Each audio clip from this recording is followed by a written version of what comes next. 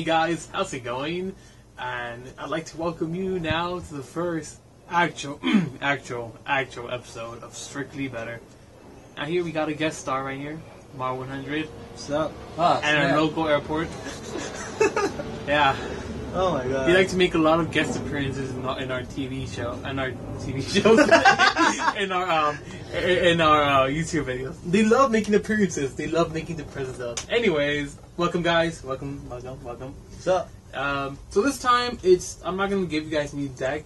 I'm pretty much just gonna go over the Hearthstone meta and how it's doing at the moment. So yeah, let's do it. So first things first. We got some cards we're gonna look at right on. Okay. These are pretty much cards that they were unexpected in their power level and how strong they would be and the actual impact they've done in the format. So we have me. I play more frequently. I'm Marlon, who's basically I'm the bro. He's the pro. Sure. Hence the name. So first off, we got Mysterious Challenger. Now we were gonna do a review, but for reasons. But anyways, I rated this card as being really good, but it wasn't going to be played because the secret sucked. I was wrong, because he's played now in the best deck in the meta right now. So, what do you think of it?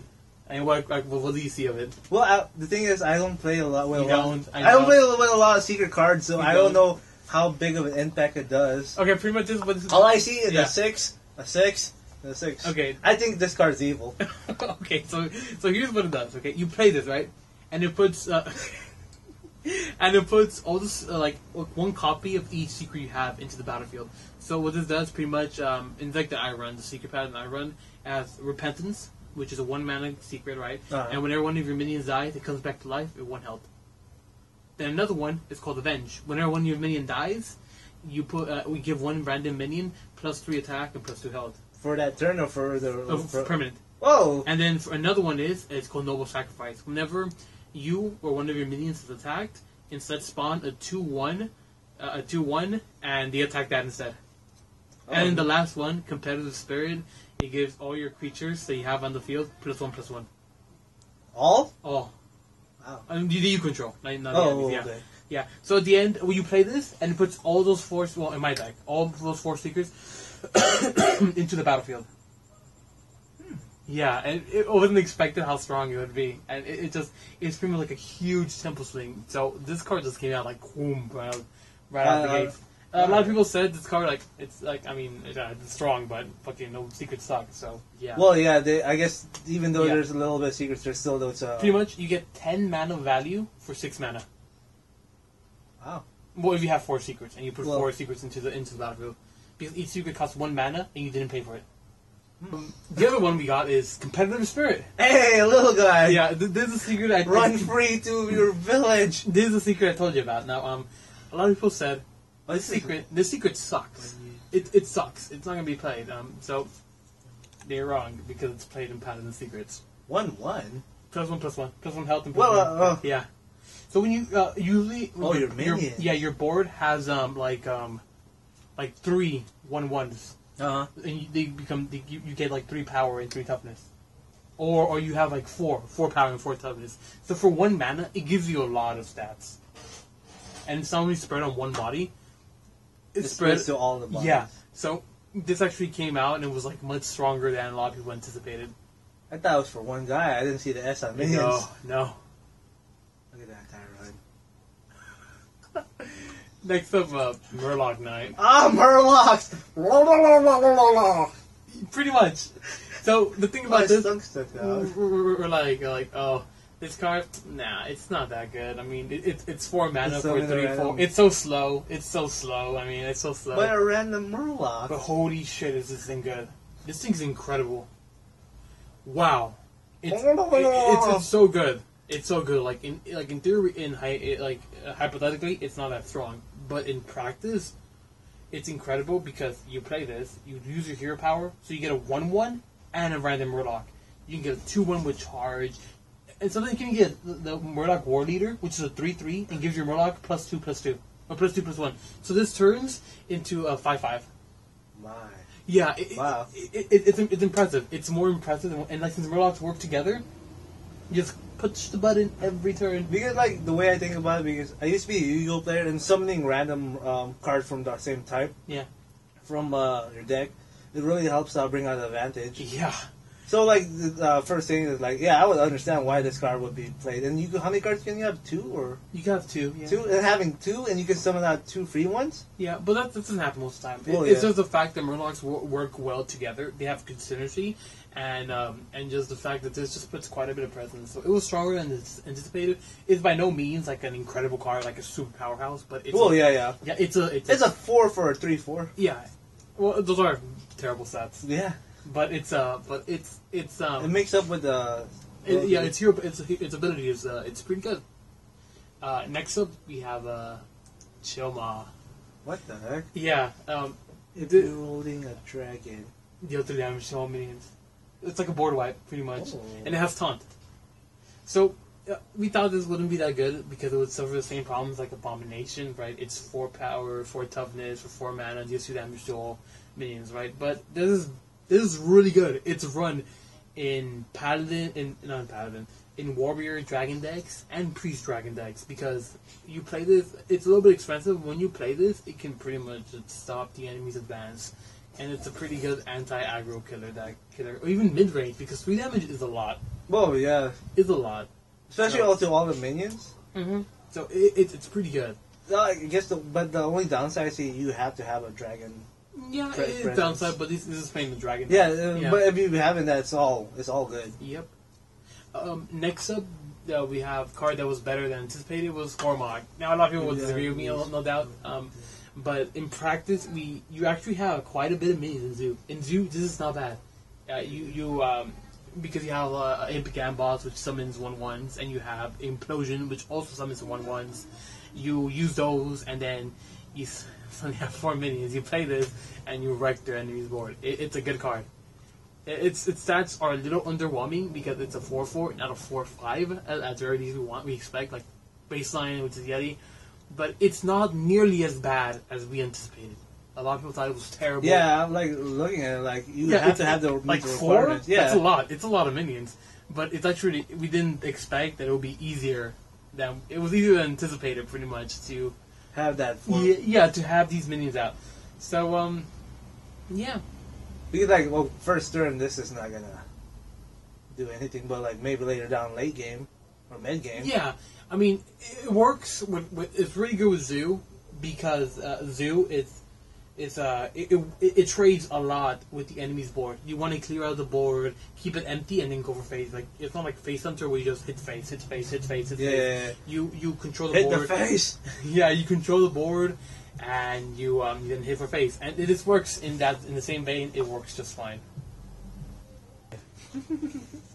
All right. So next up, Mar, we got the meta. So what's the meta? All right. So before I don't know anything. Okay, well, beforehand. We'll talk about the meta, how it was before the Grand Tournament. Before the Grand Tournament, it was more of aggro was more prevalent. It was Face Hunter was really was popular in the ladder. You could see it frequently. You know how Face Hunter works, right? Play charge minions. Pretty much reduce your opponent from 30 to 0 as fast as you can. You hit the face always, all the time, with your weapons and with your minions. Just constantly. Like make the enemy trade into your minions. Oh. Yeah. So, it's still around, but it's not as good as it was before.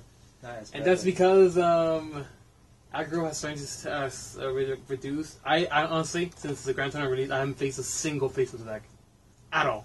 I haven't faced one since the new tournament, since the Grand Tournament came out, so it's still down. Control and mid-range is much, much more common. The only really good aggro deck right now is actually Secret Paladin, which is an aggro paladin deck, which is the only one card. Yeah, it's really good. That one card. It's a thing now. So that's pretty interesting. So yeah.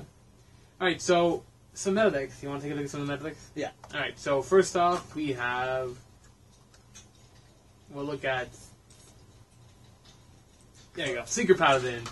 So you saw this, you've seen some of the cards, like the important cards, we went over this earlier. All the divines and secrets. The secrets. You pretty much put these minions in the board and you smack them in the face. You smack the enemy, pow, pow, pow, pow, in the face with all your minions. Yeah. And within 30, I've been using this in the ladder, and it's so damn strong. I mean, it's really powerful. So, this is the top deck. How do you beat it? Well, first, obviously, it's really popular, and I've played against it, and I play it, so it's a lot of so it's not a stretch to say put in some Kiss on Mystic to steal some of the secrets, or if you're playing Hunter, then get the Flare. That will be useful to store all their secrets, and because secrets are really an important part to this deck. Also, you want to mull for early removal to get rid of the board, because you either want to kill the minions so they don't get buffs, or you want to get rid of the secrets so the minions don't get buffs. And that's pretty much how you beat the deck. It's just the thing about it that makes it so good, though, is that it's so cohesive and it works so well together. So beating it's actually quite a challenge, though. Still, if they do run out of gas, so once they run out of gas, unless they put up a mysterious challenger and from top deck and they play it, they're probably gonna lose. They're probably gonna. This happened to me a couple times. Like fuck, I mean, they're like at 1 HP or something, and like, I can't kill you because I don't have any more cards. Oh man. Yeah. So you just like bust out yeah, all your good stuff and then you run out. Pretty much. Like if you're playing I'm sure, like I guess mage, you can like, tell mage or something. Where you play a counter spell. You play a counter spell in the right moment, you can counter the divine favor, and they draw no cards. So they draw no cards. Pretty much, the divine favor. You know what that just locks them. Yeah, well, because they pretty much don't have any cards in that, and the draw spell gets countered by your counter spell. So you could. That's another thing you can do. But pretty much get a good early game against Secret Paladin. If you're going against Paladin, I recommend you go for a strong early game cards in order to build an advantage and to get into the mid game and the late game. Where your deck will probably be better. What depends if you're playing control deck, an aggro deck or control deck or something. If you're playing aggro deck, then just do better trades, and I don't know, you're in for a tough challenge because this deck is better at aggro than you, most likely. Unless you're playing another Secret Paladin. Just all the secrets and divines. And it's Patron Warrior. You side in action. That's another strong deck that's still around. It's still strong. I don't know. The ones I saw look really slow. I didn't see it first. Well, yeah, it's a control deck mostly. It has control shell in it with the combo thrown in it. The combo.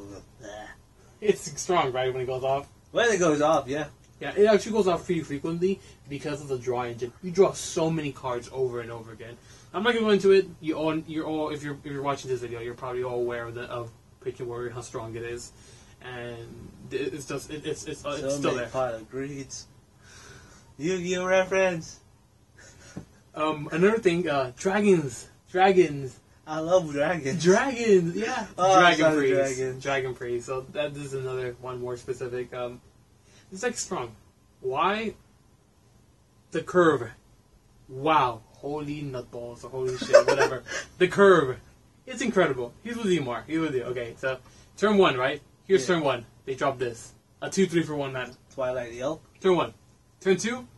2/4 with taunt for 2 mana. Wormstern Agent. Turn 3. A 3/5 for 3 mana. Black Wing Technician? You have birds here? Turn 4. Twilight Guardian. A 3/6 with taunt for 4 mana. Oh wow. And at the end, and then the Blackwing Corruptor, and you just keep going until late game you have Ysera and other dragon cards to just blow the enemy. They have a really, really excellent curve. So how do you beat it? You get a better curve, or you manage to out-tempo your opponent. Because they get the value every turn if they stay on curve. They're high-power creatures, and you just play after one after another.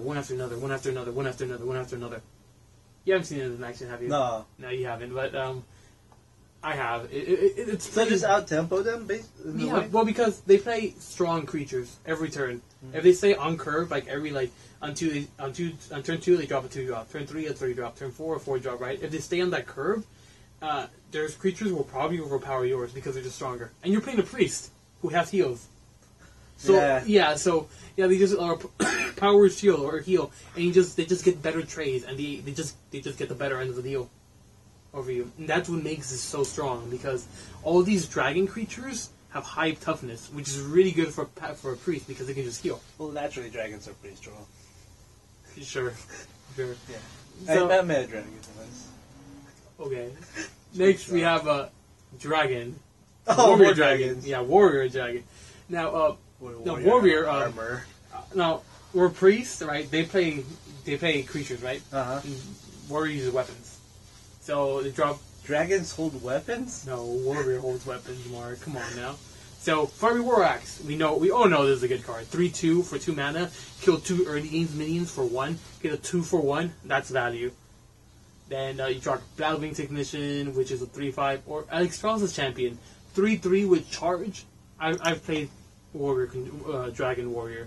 And I have never, ever, ever gotten this to be a 2/3. Never. It's always been a 3/3 with charge. Always.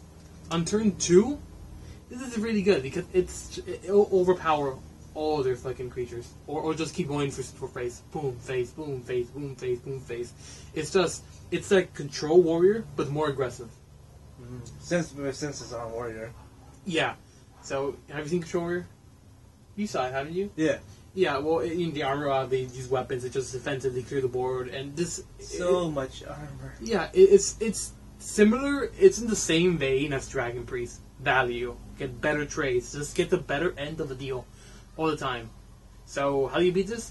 You out tempo them and get a better curve. There's nothing scarier than when you're playing this deck where you get all your 4, 5, or 6 drops on turn 1. You're like, oh god, what do I do? And you hope you draw a Fiery War Axe or even an Alex Strauss' Champion. It's scary. Yeah, because like you can't do anything. All you can do is just arm up, push the button, push the button, push the button, so push you the pull button. something up. Yeah, and you just hope you get something good. And that's pretty much the. Totem Shaman. You play that deck. You played this deck, remember? Yeah, I played on yours. Yeah. So Totem Shaman. Let me bring out a. Wait, is that something? It's a deck. Yeah, it's a good deck.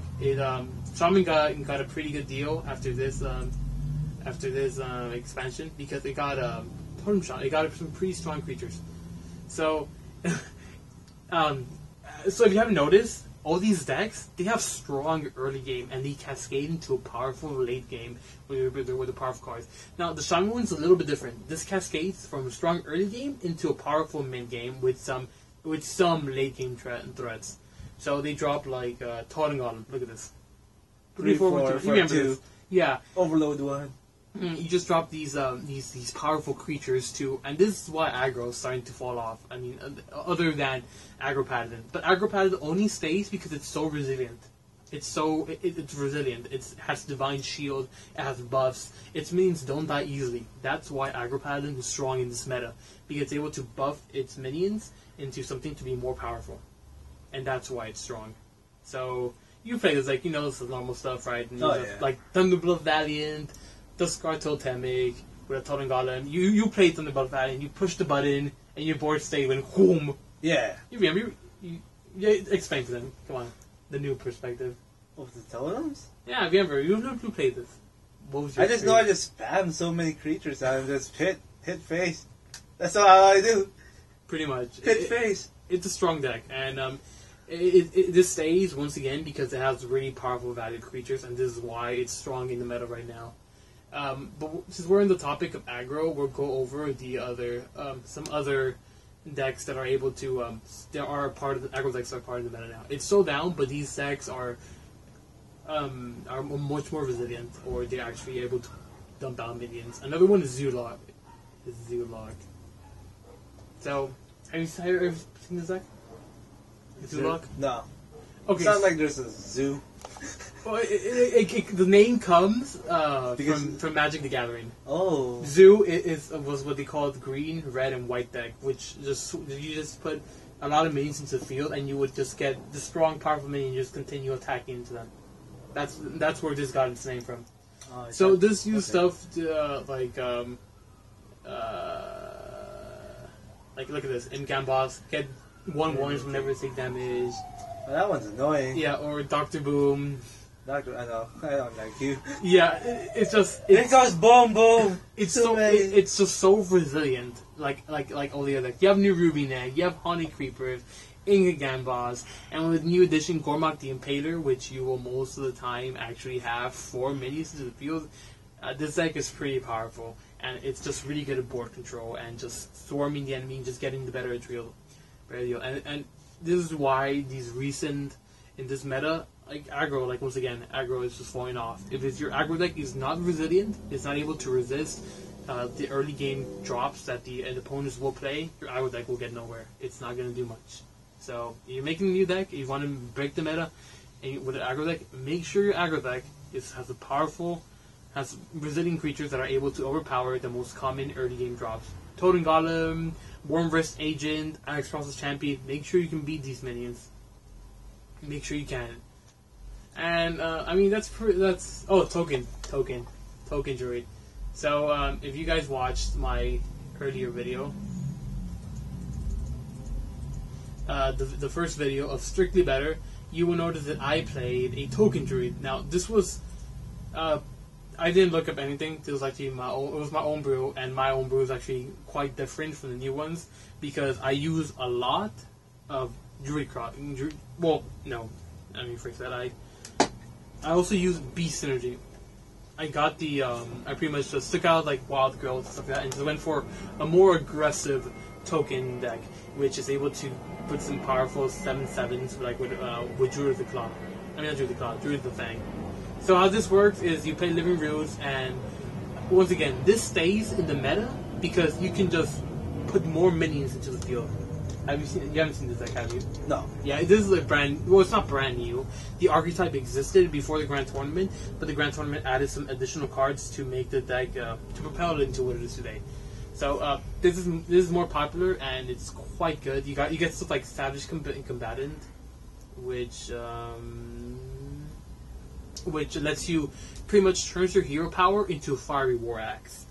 That's really good. Fiery War Axe is really good. So once again, Token Druid, I mean, it's strong because the ability to just refill its board after whatever, or get some, or it has some good decks, some good cards to top off their mana curve. And that's pretty much it. Control decks, Reign Supreme Control Warriors up there, Handlock is still up there, but these decks have always been up there. But I mean, Face Hunter has dropped off now. I mean, it's still there, but it's much less popular and much less powerful now. I mean, if I ever face, I'm not even a favor of Face Hunter. I just have better creatures in the early game. So that's the meta shift and the new decks. Anyways, guys, this is pretty much the extent of our little show here. The extent of our little show, and that's it. I mean, no deck list for you guys right now. I'll see if I can get a deck list out. Maybe do something creative for next time we get a new video up. Anyway, guys, this is Human Tsunami, and our guests are here, Mar100. I'm the noob. And please remember to like and subscribe down below. And thanks for watching Strictly Better, episode 2.